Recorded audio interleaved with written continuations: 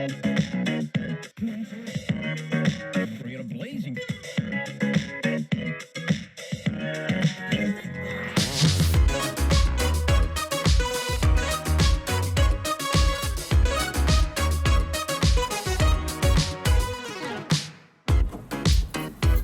Good morning. Hey, Hallie, it's good to see you. Good to see you too. How's your summer been? It's been busy, wonderfully busy. So, I've done a little bit of everything. I love the slowdown Sure. of summer. It was wonderful. It was just absolutely wonderful. And I always get to study a little bit in the summer. I'm teaching a new class this fall. Oh, what class is that? It's social determinants of health. So I'm kind of getting back to my roots. All the new textbooks have a new chapter on COVID. And Already? It is amazing. Wow. Yeah, people are ready to write. Yeah, ready to write, and it tells you how much kind of the publishing world has changed. It moves so much more quickly Yeah. than it used to a couple Yeah. years ago. But I think something that might have seemed more obtuse or esoteric to folks when I would say things in the past like, oh, maternal mortality is really different for African Americans than it is for their white counterparts in this country. I remember asking our honors college, for example, like, what would you say if I said? And they're like, oh no, that's not true. And I was like, no, it's absolutely true, and it's a statistically significant difference. Right.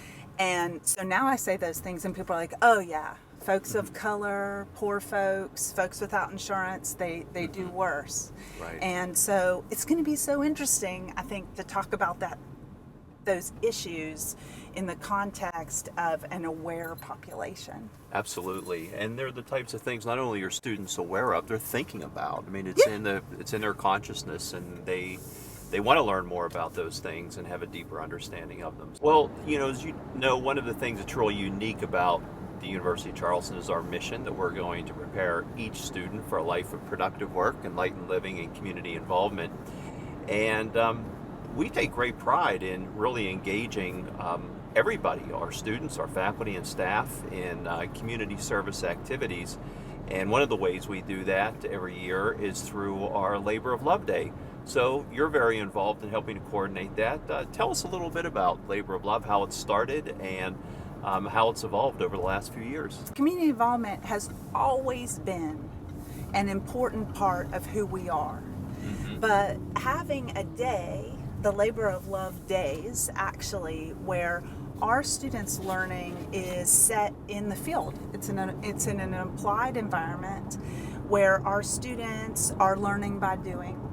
We do everything from litter pickup to serving and providing services for our unsheltered neighbors, to actually doing landscaping, doing remediation at some of our community centers.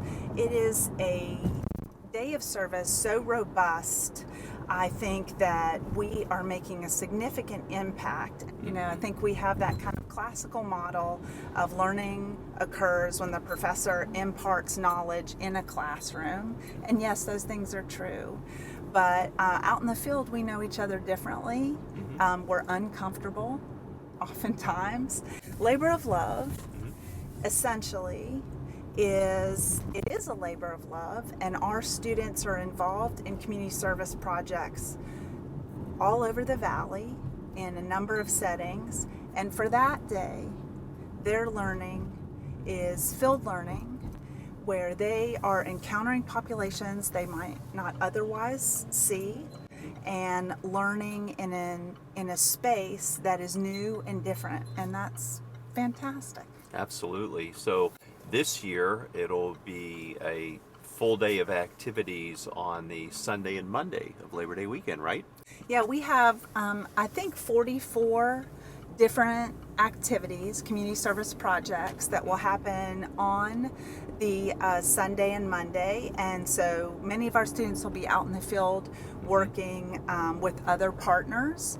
We work with City of Charleston and other municipalities to work with Parks and Rec, with our Office for Public Art, We have so many different projects with just city government, but it doesn't stop there. We really are expanding. We're working with the board at Spring Hill Cemetery.